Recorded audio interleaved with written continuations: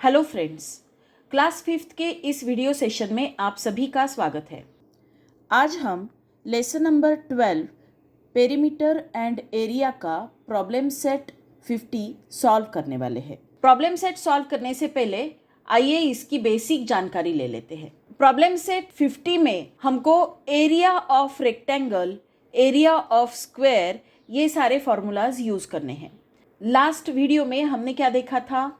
Perimeter कैसे निकालना है।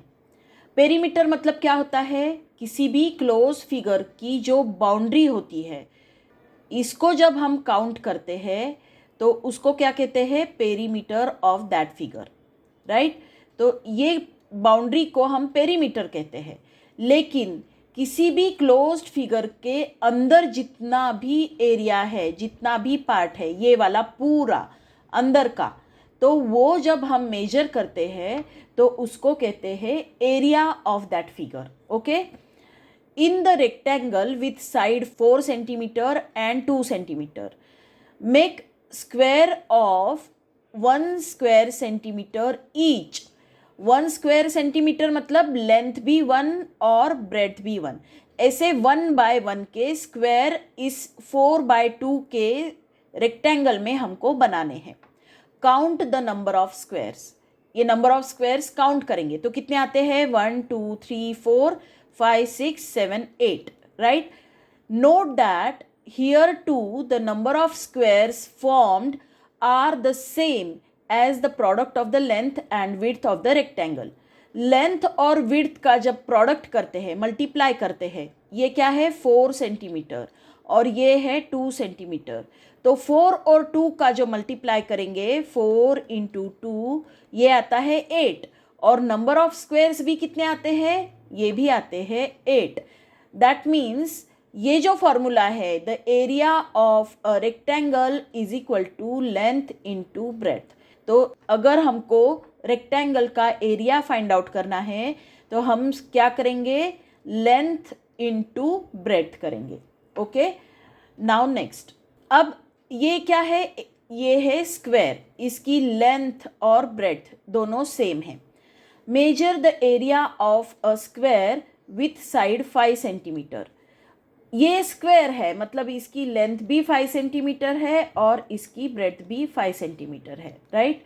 In the same way 5 centimetre into 5 centimetre, the answer will be 25 square centimetre. देखिए 5 into 5 is equal to 25 और उसका जो यूनिट होता है वो क्या होता है? Square centimetre. तो 5 इंटू 5 इज इक्वल टू 25। तो अगर हम ये जो स्क्वायर्स बने हैं 1 बाय 1 के, वो काउंट करेंगे तो वो भी कितने आएंगे? वो भी 25 ही आएंगे।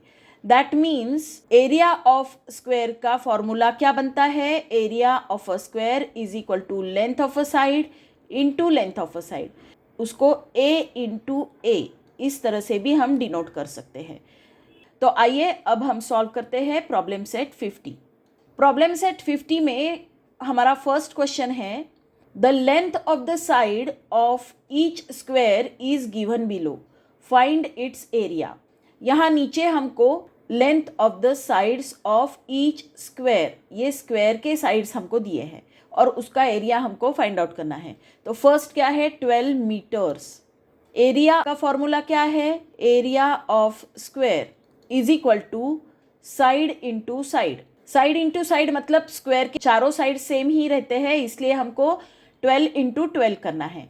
तो area of square is equal to 12 into 12, ये आता है 144। और यहाँ पर यूनिट मीटर दिया है, इसलिए यहाँ का यूनिट क्या लिखेंगे? Square metre. So this is our answer. Now second is 6 centimetre. Unit की तरफ आपको ध्यान देना है। अब हम फॉर्मूला फिर से नहीं लिखेंगे। Area of square is equal to side into side है, तो ये हम क्या करेंगे? Area is equal to 6 into 6, तो ये आता है 6 6 36 स्क्वायर सेंटीमीटर। यहाँ पर सेंटीमीटर में है इसलिए इसको स्क्वायर सेंटीमीटर लिखेंगे। थर्ड है 25 metres. Area is equal to side into side, that means 25 into 25। 25 into 25 अगर करेंगे तो ये आता है 625 और यूनिट लिखेंगे square metre. Now fourth is 18 centimetre. Area of square is equal to side into side. तो ये करेंगे 18 इंटू 18. तो ये आता है 324.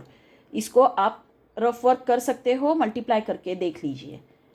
Square centimetre.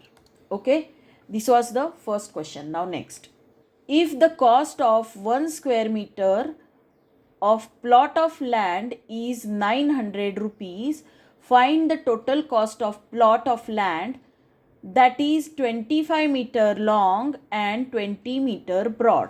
अगर एक प्लॉट की कॉस्ट जो है वो है 900 रुपीज़ पर स्क्वायर मीटर, मतलब 1 स्क्वायर मीटर प्लॉट अगर हम लेंगे तो वो रहेगा 900 रुपीज़ में. तो अगर 25 मीटर लॉन्ग और 20 मीटर ब्रॉड इतना प्लॉट अगर हम लेते हैं तो हमको उस प्लॉट के कितने पैसे देने पड़ेंगे, ये हमको फाइंड आउट करना है. तो सबसे पहले इसमें हमको क्या करना पड़ेगा, इस प्लॉट का एरिया फाइंड आउट करना पड़ेगा और उस एरिया को हम 900 से मल्टीप्लाई करेंगे तो हमको इस प्लॉट का प्राइस पता चलेगा. ओके, ये प्लॉट है, ये 25 मीटर लॉन्ग है और 20 मीटर ब्रॉड है. तो एरिया ऑफ प्लॉट का फॉर्मूला लिखेंगे. Area of plot is equal to length into breadth. तो वो आता है 25 into 20. 25 2s are 50 and the zero as it is. तो ये आता है 500 square metre. Area of plot कितना है, 500 स्क्वायर मीटर. अब क्या पूछा है हमको, 1 स्क्वायर मीटर की कॉस्ट कितनी है, 900 रुपीज़. तो 500 स्क्वायर मीटर की कॉस्ट हमको फाइंड आउट करनी है. Cost of 1 square meter is equal to 900 rupees. Therefore, cost of 500 square meter is equal to how much? तो हम क्या करेंगे, 500 और 900 का मल्टीप्लिकेशन करेंगे. 5 और 9 को मल्टीप्लाई कीजिए और आगे 1 2 3 4 0 आगे दे दीजिए. 9 5s are 45. 45 के ऊपर 4 zeros आपको देना है. तो कॉस्ट कितनी आती है, 4,50,000 रुपीज़. ओके, तो आंसर लिखेंगे the total cost of that land is 4,50,000 rupees. Okay, now next question. The side of a square is 4 centimetre. The length of a rectangle is 8 centimetre and its width is 2 centimeter. Find the perimeter and area of both figures. एक square की side है 4 centimetre और एक rectangle की दोनों sides है 8 centimetre and 2 centimetre. तो दोनों फिगर के पेरीमीटर और एरिया हमको फाइंड आउट करने हैं. ओके, ये स्क्वायर है, इसकी जो साइड है वो 4 सेंटीमीटर है. सबसे पहले हम perimeter of square find out करेंगे. Perimeter of square, perimeter of square का फॉर्मूला है 4 इंटू साइड. तो साइड कितनी है, 4 सेंटीमीटर है, तो 4 इंटू 4. तो ये आता है 4 4s are 16 सेंटीमीटर. याद रखिए जो पेरीमीटर का यूनिट है वो जो भी इसका साइड का यूनिट रहेगा वही होता है. यहाँ पर सेंटीमीटर है तो ये भी सेंटीमीटर में रहेगा. अब हम area of square find out करेंगे. Area of square is equal to side into side. Side कितनी है, 4 सेंटीमीटर, तो 4 इंटू 4. तो ये भी कितना आता है, 16, लेकिन यहाँ यूनिट आएगा square centimetre. Okay, 16 square centimetre.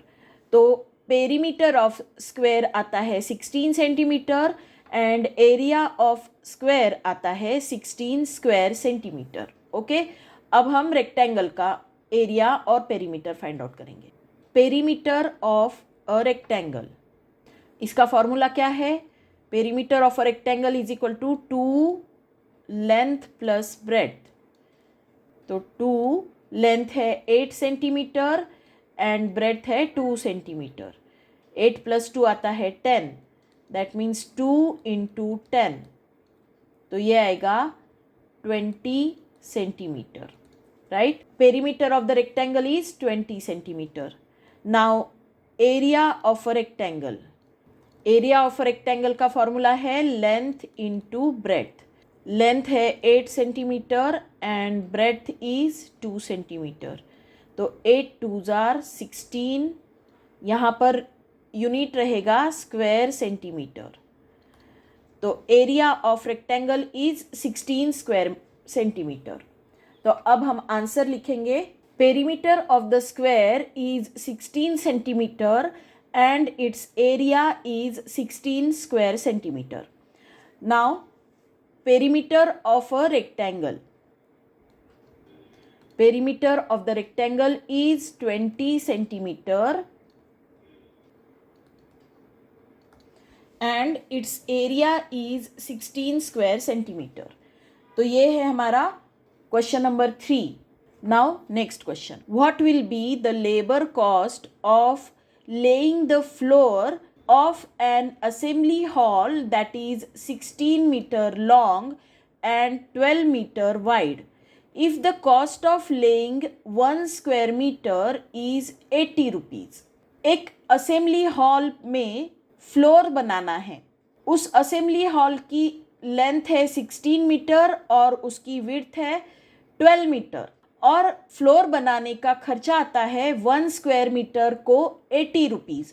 तो टोटल लेबर कॉस्ट कितना आएगा ये हमको कैलकुलेट करना है.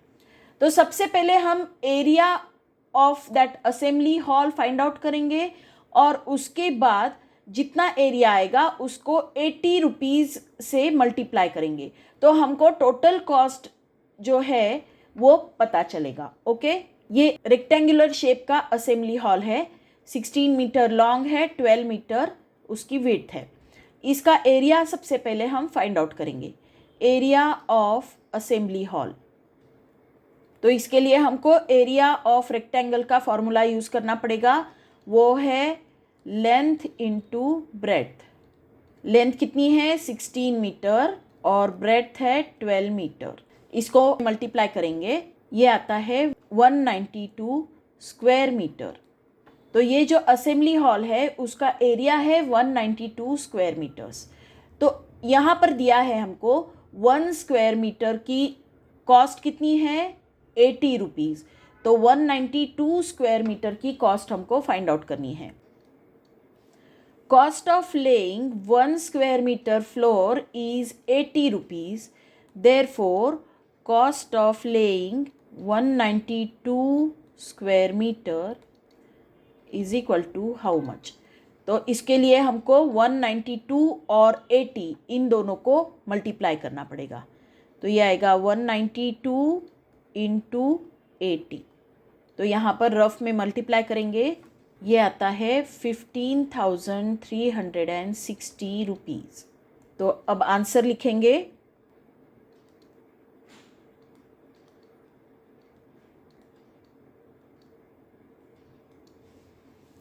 The labor cost of laying the floor is rupees 15,360. Okay. Now next question. हमारा 5th question है. The picture alongside shows some squares.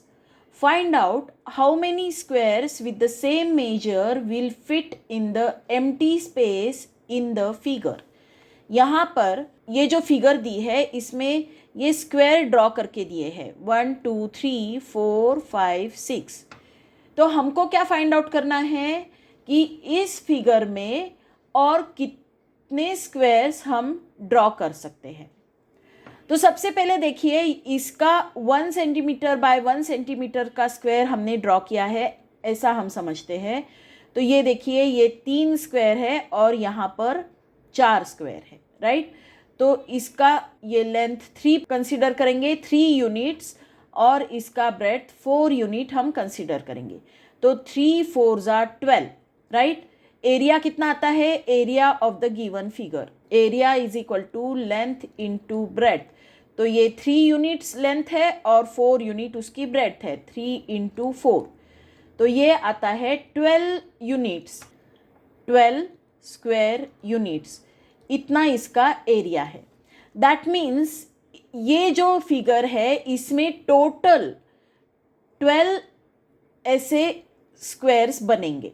Okay, तो 12 स्क्वायर्स बनेंगे और यहाँ पर ऑलरेडी कितने हैं, 1 2 3 4 5 6 ऑलरेडी है।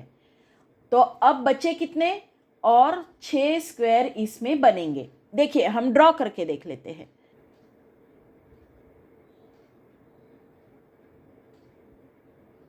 एक, दो, तीन, 4, 5, 6, ये 6 और स्क्वायर हमने यहाँ पर ड्रॉ कर लिए हैं। तो आंसर लिखेंगे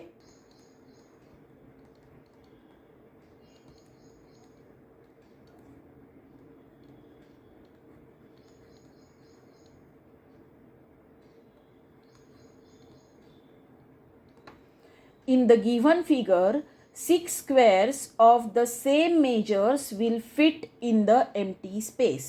तो ये जो empty space हमको दी हुई थी वहाँ पर 6 स्क्वायर फिट सेम मेजर के फिट होते हैं। ओके, नाउ नेक्स्ट क्वेश्चन, हमारा 6th क्वेश्चन है, divide the figure given alongside into 4 parts in such a way that the area and shape of each part is the same. Color the parts with different colors।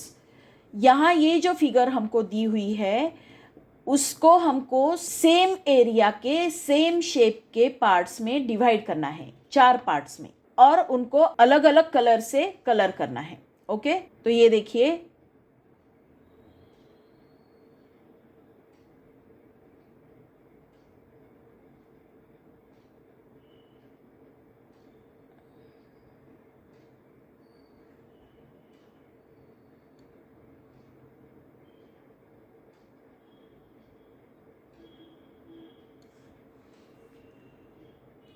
तो ये जो figure है इसको हमने same shape के अलग अलग 4 parts में डिवाइड किया है। तो इसी क्वेश्चन के साथ हमारा प्रॉब्लम सेट 50 खत्म होता है।